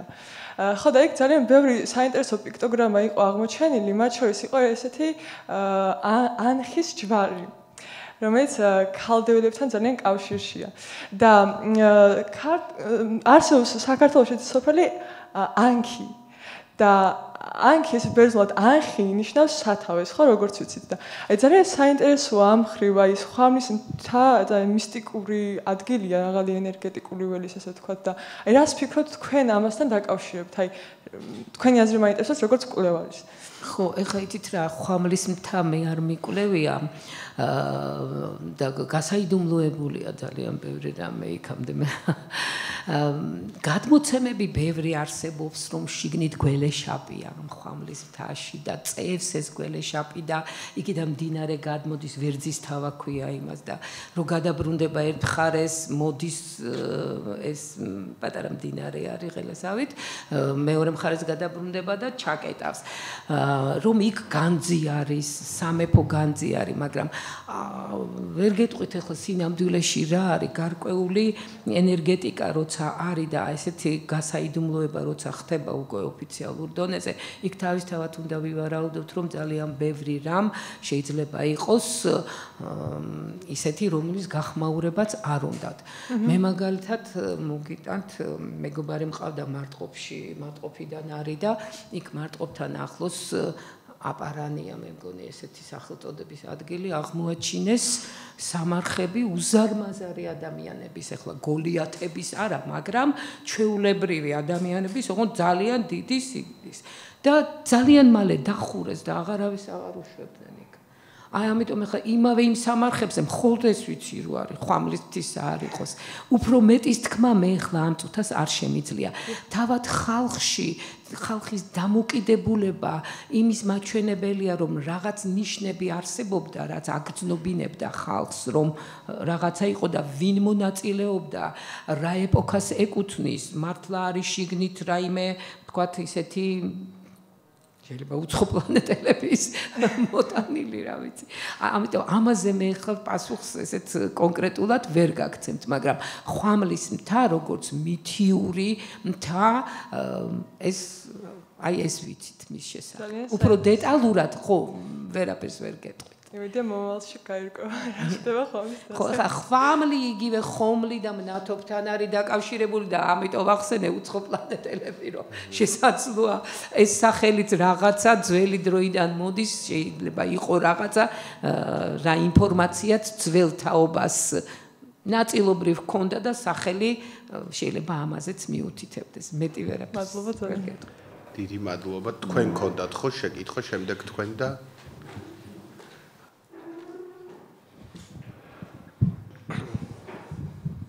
გესალმებით, მე ვარ ჯავახიშვილის სტუდენტი ლუკა კილასონია. პირველ რიგში მადლობას მოგახსენებთ საინტერესო ლექციის ჩატარებისათვის. და კითხვა მაქვს ესეთი. ჩვენ ვისაუბრეთ, თქვენ ისაუბრეთ უпроსტად ადამიანებზე, ნართებზე, დევებზე და ყველაზე მეტად რაც ამ ლექციის განმავლობაში თავში მიტრიალებს ქართული ხალხური ზღაპარი ნაცარქექია. რა კავშირი შეიძლება ვიპოვოთ სამეცნიერო თვალსაზრისით ადამიანსა და დევს შორის ნაცარქექიას მაგალითზე? ხა შეიძლება ცალკე თემა იყოს და ესე რა კავშირი შეიძლება ვიპოვოთ ადამიანსა და დევს შორის? ამას მეკითხები? თქვენ ხო ბრძანეთ რომ საუკუნეების ამბავში არიან ისინი დაყოფილები დევებიო, ნართებიო, მე ერთი საუკუნე გამოვტოვეთ და მე მეხუთე საუკუნეში ადამიანები. არა, ეს ბერძნულში არის ასე. არა, ჩვენთან სამი თაობა არის, ნუ ამ მასალის მიხედვით. აი რა კავშირი აქვს ამათ, როგორ მოხდა ამ შუათაობის გაქრობა და ადამიანისა და ხო, ასეთი რამ თვითონ ზეპირ სიტყვიერ მასალაში არ არის, როგორც გითხარით, რომ აი ვთქვათ, დაპირისპირება თითქოს საგრძნობია დეტალები რაღაცა არის, რომელიც გვაფიქრებინებს, რომ იყო, მაგრამ ასეთი მოთხრობა ფოლკლორში არა გვაქვს. და დევებს ახლა ადამიანები ყოველთვის უპირისპირდებოდნენ, მაგრამ ნაცარქექია გამორჩეული პერსონაჟი არის. აი ნაცარქექიაზე ჩვენ ვდაობთ კიდევაც რა ტიპის ნაწარმოები არის, რომელ ჟანრს მივაკუთვნოთ, იმიტომ რომ ჯადოსნური ზღაპრის სტრუქტურას არ ემორჩილება ყველა თვალსაზრისით. აქ გონების ძალაზე არის საუბარი და იმაზე რომ ხერხისჯობია ღონესა თუ კაცი მოიგონებსა. რაც შეეხება დევებისა და ადამიანების ურთიერთობას, აი მასალის მიხედვით, რომელიც ჩვენ მოგვეპოვება კავკასიაში, ხომ? არის ურთიერთობა, როგორც მტრობა, ისე მოყრობა, სხვათა შორის. ახლა ეს დაპირისპირება უფრო მეტი არის, იმიტომ რომ უარყოფითი დატვირთვა რომ მიიღეს დევებმა, როგორც ავსულმა პერსონაჟებმა, იქ რასაკვირველია, ადამიანთანაც არიან დაპირისპირებულები. თუმცა მოყრობა, მეგობრობის მაგალითებიც არის, ახლა ძალიან ბევრი არ არის, მაგრამ თითოეულა გადმოცემა არის ამის შესახებ და ისიც კი არის, რომ ერთ კაც ცოლად ყავდა დევის ქალიშვილი. და აი ამ დევს წეგან დამავიწყდა მე თქვა და აი ამ თქვენი კითხვით ვისარგებლებთ. ამ დევს ნადი ყავდა, ანუ ხალხი ყავდა დაძახებული მკა ჰქონდა და ისეთი მდიდარი იყო, რომ ეხლა იმას ერთი და ორი კაცი არ ეყოფოდა. და ეს სიძეც წავიდა მის ახმარებლად და გაოგნებული დარჩა სიუხვით და სისწრაფით. ისე სწრაფად კეთდებოდა საქმე აი ამ დევის მინდორზე, ფარაც, ცხრის ფარაც რქებდალესილი ცხვრები განსაკუთრებული ყავდათ და ანუ რისი თქმა მინდა მე ხა ის ცოლი იყო მისი და ჩვეულებრივი მოყრული ურთიერთობა. არის გადმოცემები, სადაც დევი იტაცებს ქალს და მასთან შვილები წყავს, მაგრამ მე ადამიანები ხოცავენ ამ შვილებს, იმიტომ რომ ისინი ადამიანური სახის არ არიან, ბანჯგვლიანები არიან და ცხოველური აღნაგობა აქვთ. ეს დევი ტირის და წყევლის იმ ხალხს, აი შვიდთაობამდე მოყვებითო, თქვენ ჩემი შვილები რომ დახოცეთო და აი ამგვარი რაღაც ადამიანური ურთიერთობებიც არის. რაც შეეხება ახლა აღმოსავლეთ საქართველოს მთიელთა მითოლოგიაში რითი იწყება ეს ყველაფერი, ღვთისშვილების ბრძოლა დევებთან. დევები მჭედლები იყვნენ. და ადამიანები მათი ნაკეთი იარაღით სარგებლობდნენ, შრომის იარაღებს აკეთებდნენ. მაგრამ დევები მამაკაცებს ახლოს არ უშვებდნენ სამჭედლოსთან. მხოლოდ ქალისთვის ქალს ატანდნენ, ქალს უგზავნიდნენ და მხოლოდ ეს უსასყიდლო არ იყო. ეს უკაცრავად უხეშად რო ვთქვათ, ნატურით გადასახადი გამოდიოდა. ანუ ქალს იტოვებდნენ ცოტა ხანი, ისინი კი იყვნენ ვთქვათ ცხოველური ტიპის, მაგრამ ასევე ანთროპოლოგიურიც იყვნენ და ამ გადმოცემებიდან გამომდინარე მამაკაცური თვისებებიც ჩვეულებრივად ჰქონდათ, ხო? და აი სწორედ მე ქალი მოდის, ერთ-ერთი ქალი რომ ცოლი რო გაუშვა კაცმა და შესტირებს ქმარს, რომ ნეტა მოგეკალიო და იქ არ გაგეშვიო, იმიტომ რომ უკვე ღირსების გრძნობა იღვიძებს განსაკუთრებით და ადამიანი უკანასკნელი რაცა აქ ეს მიწის ნაკვეთია თუ ხარია, რომლითაც მიწას ხნავს, მსხვერპლს წირავს, იმიტომ რომ მსხვერპლის გარეშე რაღაცის მიღება, არ ხდება როგორც ჩანს. და ღმერთს ევედრება, რომ მიხსენი ამ დევკერპებისაგან გვიხსენიო და აი მაშინ აგზავნის უკვე მორიგე ღმერთი ღვთისშვილებს დევებთან საბრძოლველად და იქიდან იწყება ეს ბატალიები პირდაპირ ხელჩართული ბრძოლებიც არის აღწერილი ღვთისმშობლებსა და დევებს შორის, როდესაც ისინი ამარცხებენ და იკავებენ უკვე იმ ტერიტორიას ათავისუფლებენ და ამკვიდრებენ რელიგიას, თავის რელიგიას. აი ადამიანებისა და დევების ურთიერთობაზე ეს შემიძლია რომ გითხრათ. სხვა ახლა რაღაცა ისეთი განსაკუთრებული მასალა არ გვაძლევს ამის საშუალებას. მგონი ძალიან განსაკუთრებული ამბები მოგწერთ და ისო თქვენ გქონდათ ხო შეკითხვა და შემდეგ საღამოშიდობისა ქალბატონო ქეთევან პირველ რიგში მე გახლავართ რეზო კოლელიშვილი ასევე ქართული ფილოლოგიის სტუდენტი ილია ჭავჭავაძის სახელობის უნივერსიტეტიდან. მიუხედავად იმისა რომ ახლა ბატონმა ლუკამ მეახლოებით რა კითხვაც მაწუხებდა დასვა მე ამ პრიზმით კითხავდით რამდენად სწორი იქნება მაგალითად თქვენთვის ეს მოსაზრება რომ ეხლა ქართულ ფოლკლორში თუ გავრცელებულია ურთიერთობა ადამიანსა და დევს შორის გინანაც არქექიაში და თუნდაც ცისკარაში არის ასევე დასავლურ ფოლკლორში მაგალითად ამბავი ჯეკი და ჯადოსნურილობი ახლა გეცოდინებათ თქვენ ეს კლასიკა სადაც ახლა ყოველთვის ადამიანი რო ადის თითქოს აი იმ დევის სიმაღლემდე ხო აი იმ ჯადოსნურილობიოს ნუ ჯადოსნურილობიოს ახლა რა სიმბოლური დატვირთვა შეიძლება ჰქონდეს ხო ადის მის სიმაღლემდე საშუალება არის ეგ ნუ გზა ხიდი რა ქვია მოდი აი ორ შორის რომელიც შეიძლება უცბად ჩატყდა ხო აი თაობათა შორის რაღაც ჩატეხილობის მაგვარი ხო ავიდა ადამიანი როგორც მომავალი თაობა რა ქვია დევის როგორც წინა თაობის სიმაღლეზე და ის დევი რო ჩამოვიდა მის მიწაზე ხო იქ განიგმირა ხო და აი ხა რამდენად შეიძლება როგორც აი მითოლოგია როგორც სიმბოლურად მიგვანიშნებდეს ხო რაღაცის ნამიოკს იძლეოდეს აი ამ დაგვარ ეს რა ტიპის ზღაპარია ხო გავრცელებული ხერხის ჯობია ღონესა თუ კაცი მოიგონოს ანუ ადამიანი მიუხედავად იმისა რომ სუსტი აღმოჩნდა გოლიაძე ფიზიკურად გონებრივად მასზე მეტი უპირატესობა ქონია და ეს თითქოს და იმ წინასწარმეტყველების მაგვარი ხო არ შეიძლება იყოს აი ეს ფოლკლორები და ეს მითოლოგია რომ აი დადგება ჟამი როცა გონება რაციონალიზმი და პრაგმატიზმი თითქოს უფრო მეტ უპირატესობას მოიხვეჭს ფიზიკურ სიცოცხლეზე ამ გონებას უნდა დაეთმოს ადგილი და ყურადღება და კუნთებს არა ამ შემთხვევაში ხო ეს იცით რა არის აი საინტერესო მომენტი რა არის იცით თვითონ ხალხის დამოკიდებულება ეს გამოთქმა რომ ხერხის ჯობია ღონესა მაგრამ რო გადავხედოთ ახლა ჩვენ ფოლკლორულ ნაწარმოებებს იქ მაინც ღონეზე არის უპირატესობა გადატანილი იმის განდიდებაზე ეპოსი საგმირო ეპოსი ძირითადად არის ღონეზე და ამირანიც უჭკუობამ დაღუპა მარტო ღონის კულტი და დაუკმაყოფილებლობა, იმიტომ რომ ის წინააღმდეგობა რამდენიც შეხვდა, სადაც ვერ გადალახა ის წინააღმდეგობა, ეწუწუნებოდა თავის ნათლიას ღმერთს, საბნელოშიც ჩაჯდა, გლოვობდა, რომ ამის მეტი თუ არა ვარ, სამზეოს რას ვეხეხები, ღონე მომეცი, მომიმატე და უთხრა ღმერთმა, რომ ფილაფოსი კაცი ხარო ხალხური ტექსტიდან გეუბნებით და აი სწორედ სიბრძნეზე არის მე მგონი აქ ანუ მოიხმე გონებასო ალბათ ეს მითითებაც იყო რომ მე კი მოგცემ გონება ღონეს მაგრამ შენ მაინც შეგეშლება რაღაცა რაც მე ვფიქრობ აი ცისკარამ წარმატებით განახორციელა ეს ხო ცისკარა არ არის ერთადერთი ჯადოსნურ ზღაპრებში ძირითადად პერსონაჟი არის დევი რომელსაც ან გველეშაპი შეიძლება იყოს მაგრამ უფრო მეტად აქტიურად დევი არის როგორც უარყოფითი პერსონაჟი წარმოჩენილი. რა ვიცი, რა გითხრათ ახლა მომავალი კიდე მეტად რაღა უნდა განვითარდეს ხელოვნური ინტელექტით, აგერ მსახიობით შექმნეს კაცო დღეს ტელევიზიით. მოვისმინე მთელი ჰოლივუდი ფეხზე დადგა. ამის გაფიცვას აწყობენ, რომ ხელოვნური მსახიობებით უნდათ ეგეთი გონიერება არ გჭირდება მინისტრიც შექმნეს, ალბანეთს ყავს ხელოვნური ინტელექტის მინისტრი. და რჩევას ეკითხება ჩართო კიდევაც მინისტრთა კაბინეტში.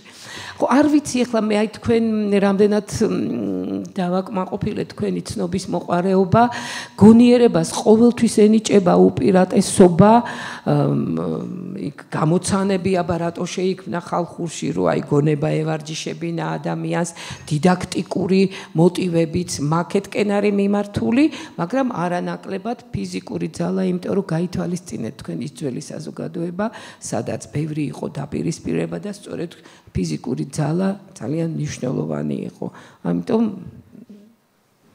ზოგჯერ უპირატესობა ფიზიკურ ძალასაც ენიჭება ვიდრე გონებას აი ჭინჭარაულებს აქვთ შეკითხვა და ეს ისეთი გვარია და ისეთი ხარიდან არიან სადაც საიხთიშვილები და აბა ეს არის შუაგული აბა ნახოთ მე ვარ ირაკლი ჭინჭარაული თბილისის სახელმწიფო უნივერსიტეტის ისტორიის საბაკალავრო პროგრამის სტუდენტი ისტორიად მაგ შეკითხვაზე მაქვს აი გუდამაყარი და მთიულეთი ახსენეთ და ხევსურული ანალოგი თუ გვაქვს აი ხევსურებზე და ასევე მაინტერესებს სვანებზეც რას მეკითხებით რისი ანალოგი თუ მითოლოგიები და ასევე აი დევებთან დაკავშირებით თაობათა ხო ეს უფრო მეტად ხევსურულში არის სწორედ ღვთისშვილთა კულტში არის გამოხატული თაობათა ესეთი მკვეთრი დაპირისპირება ცალკე არ არის მთიულეთ გუდამაყარი და არც სვანეთი მართალია თუმცა რაღაცა კი აქვს მაინც სეპარატული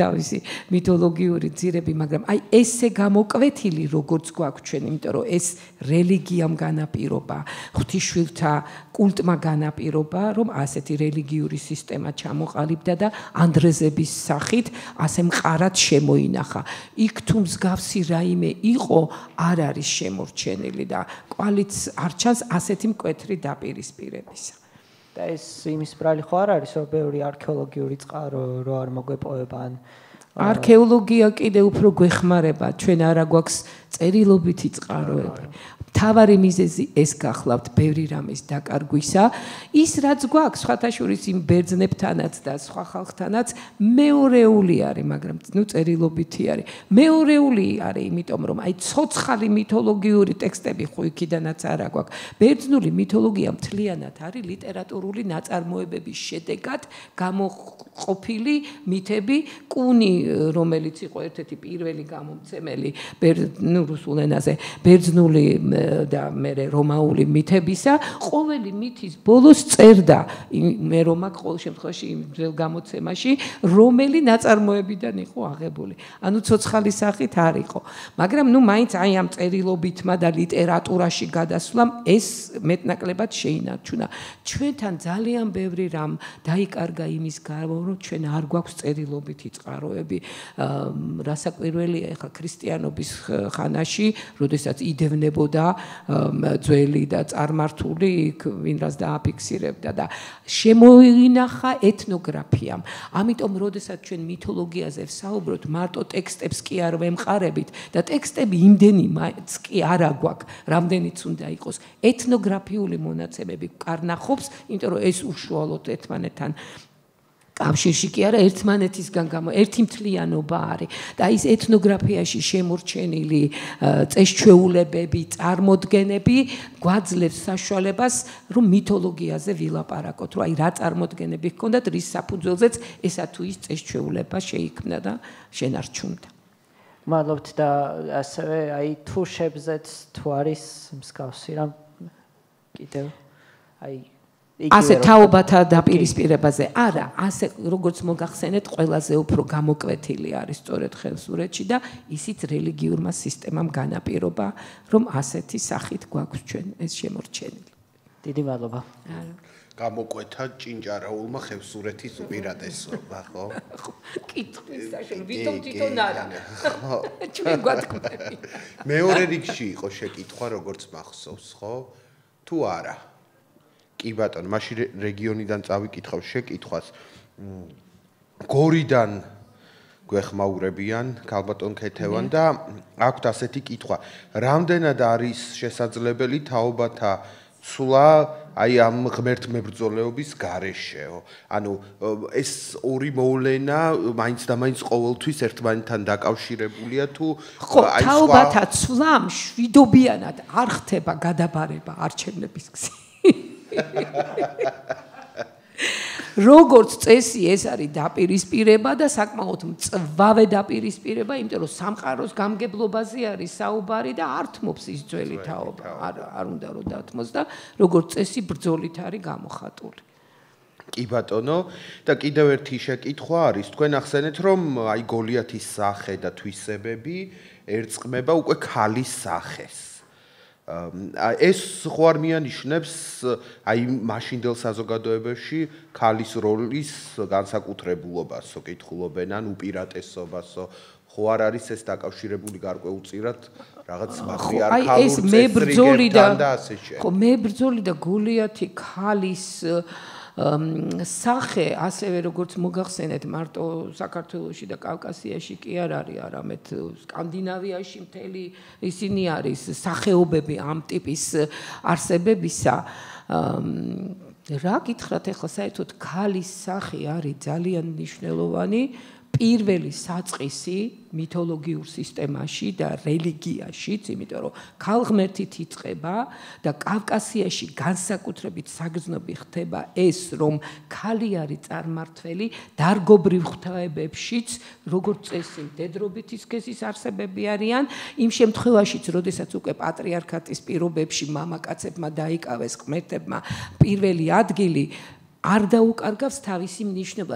პირველი ადგილი დათმო ქალმა ნომინალურად, მაგრამ ფაქტობრივად ქალის უპირატესობა აშკარა არის, ამიტომ ვერ გეტყვით ახლა გათანაბრება მოხდა თუ იმ უპირატესობამ თავის დროულმა ითამაშა როლი. იცით როგორ არის გოლიათი ქალები არ არიან თლად დატვირთული ეპიზოდებით ხალხურ ტექსტებს გულისხმობ, როგორც მამაკაცები. ისინი უფრო მეტად არიან აი ამ ქორწინების თემას ასე შემორჩა ყოველ შემთხვევაში ხალხურ სიტყვიერებას ქორწინების თემასთან არიან უფრო მეტად დაკავშირებული და მერე ჩრდილოეთ კავკასიაშიც ძალიან განვითარდა ეს სახე ბევრად უფრო გვიანდელ მოვლენებს დაუკავშირდა როდესაც საცოლეები ქმრებს ეხმარებოდნენ მამაკაცებად გადაიცვამდნენ და ბრძოლაში ჩაერთვებოდნენ მთელი რიგი ფოლკლორული ნაწარმოებები არის სახელებით ამასთან დაკავშირებული, როგორ იბრძოდნენ და მხოლოდ იხოცებოდნენ კიდევაც ამ ბრძოლაში არის ესეთი გადმოცემები და მხოლოდ მერე აღმოაჩენდნენ თანამებრძოლები, რომ მათ გვერდით ქალი იბრძოდა. ანუ ძალიან მკვიდრი სახე არის მებრძოლი ქალის სახე კავკასიურ მითოლოგიაში. მაგრამ ვერ გეტყვით ახლა, ვთქვათ, ეს ქალღმერთების უპირატესობიდან მომდინარე არის თუ მერე ნელ-ნელა ჩამოყალიბდა. ყოველ შემთხვევაში კიდევ ვიმეორებ ხალხური სიტყვიერებისთვის ეპიზოდებით სახის შექმნის თვალსაზრისით ბევრად უფრო მდიდარია მამაკაცი გოლიათების სახე ვიდრე ქალის სახე. კი ბატონო თქვენ გაქვთ გთხოვთ.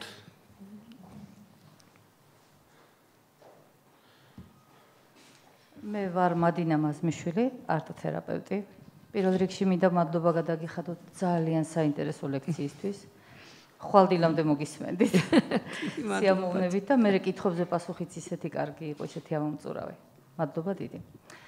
ეხლა რა მინდა გითხრათ, აღმოსავლურ კულტურაში, ინდუიზმში მოგეხსენებათ, რომ დევები არიან ღვთაებები. სურიადე ღმერთის, მზის ღმერთი, ჩანდრადე, მთვარის ღმერთი, ინდრადე, ჭექაქუხილის ღმერთი და ასე შემდეგ. ხო და თურქულში კიდევ არის ასეთი სიტყვა დევ იგულისხმება უზარმაზარს. მე მინდა აღვადგინო დევების რეპუტაცია. კავკასიურ მითოლოგიაში დევები როგორც უფრო უარყოფითი გმირებად არის მოხსენიებული და ძალიან გული მწყდება. ხომ არ არის ეს შიშთან დაკავშირებული, რომ ადამიანების ბუნებაში არის შიში იმისი, რაც მათზე ძალიან დიდია, რაც მათ ძალიან აღემატებათ. იქნებ ეს დევები თავიანთი დიდებულებით, თავიანთი სიდიადით და ფიზიკური ზომებითაც ხომ არ აღძრავდნენ შიშს და ხომ არ დაუკავშირეს ისინი ამიტომ უარყოფით თვისებებს. იქნებ ებრძოდნენ და იმიტომ იყვნენ დევებიც აგრესიულები. ნაცარქექიაში მაგალითად თვითონ ნაცარქექია ებრძოდა. დევი ძალიან ბრიყვი იყო. სუფთა იყო მე თუ მკითხავთ უეშმაკო გულუბრყვილო. თქვენი აზრი მაინტერესებს მაგრამ დიდარი იყო კი ხო, იცით რაშია საქმე? სიდიდე ღვთაებრივი არსებებისთვის დამახასიათებელი არის. ისინი, რომლებიც დევები არ არიან და ღვთაებები არიან, ასევე დიდებად არიან წარმოდგენილები, რასაკვირველია. თქვენ მართალს ბრძანებთ, რომ მერე უკვე უარყოფით დატვირთვაში, როცა გადადის, შეიძლება შიშსაც დაუკავშირდა, მაგრამ სიდიდე აღნაგობა, აღმატებულობა ყველა თვალსაზრისით არის ღვთაებრიობის ნიშანი, რომელიც მათ ჰქონდათ. ისევე როგორც ნებისმიერ ღვთაებას. რაც შეეხება უარყოფითში გადასვლას, ეხანაც ვახსენებ და კიდე გავიმეორებ, აქ რელიგიური სისტემის ცვლა იწვევს ხოლმე უარყოფითი ნიშნით დატვირთვას. იმ დადებითი პერსონაჟებისა, რომლებიც თავიანთ სისტემაში, როცა იყო მათი რელიგიური სისტემა, აღმატებული ღმერთები იყვნენ, ყველა იმ უფლებით და ყველა იმ გამოხატულებით, რომელიც ღმერთს ახასიათებს, მაგრამ როცა კარგავენ ამ ძალა უფლებას და მოდი ახალი რელიგიური სისტემა, იმ სისტემაში მათი ადგილი აღარ არის. და მათი ადგილი ფაქტობრივად განისაზღვრება ამ სისტემის ქვემოთ, ამ სისტემის გარეთ. და შესაბამისად უარყოფით სივრცეში გადადიან, მიწისქვეშეთში გადადიან და უარყოფით ნიშანს იღებენ. ამ ტიპის პერსონაჟები ჩვენ ქალებიც გვყავს კავკასიურ მითოლოგიაში, მაქცია ქალები არიან და ძალიან საინტერესო პერსონაჟები არიან, ასევე ძალიან საინტერესო მომენტები უკავშირდება ამ ქალებთან ურთიერთობას, მამაკაცების და უფრო მეტად მათი ცოლების ურთიერთობას, მაგრამ ეს სხვა თემა არის და თუ იქნება მერე საშუალება, მერე მოგახსენებთ ამის შესახებ. ეს ცვალებადობა ძალიან ლოგიკური არის და უნივერსალური მოვლენა გახდება. კი ბატონო, დიდი მადლობა ქალბატონ ქეთევანს, რომ ასე არ დაიზარა და ყველა თქვენს კითხვას უპასუხა და ყველა აქცენტი, რომლის გამოკვეთა ხანდახან გვიჭირს იმ ადამიანებს, ვინც არა ვართ თქვენი კოლეგები, აი ამასაც ესე შეხვდით, ესე იგი დევის არ ღვთისშვილის სიმშვიდით და სიწყნარით და გაეცით ჩვენ კითხვას პასუხი. დიდი მადლობა და მე იმედი მაქვს, რომ მომავალშიც ქალბატონი ქეთევანი არ დაგზარდება, არ შეწუხდება ჩვენგან და მოვა და აი თემა უკვე მოინიშნა ერთი ძალიან საინტერესო და შეიძლება უკვე ჩავსვათ ის ჩვენ შემდგომ კურსში. კიდევ ერთხელ მადლობა გადაუხადოთ ქალბატონს.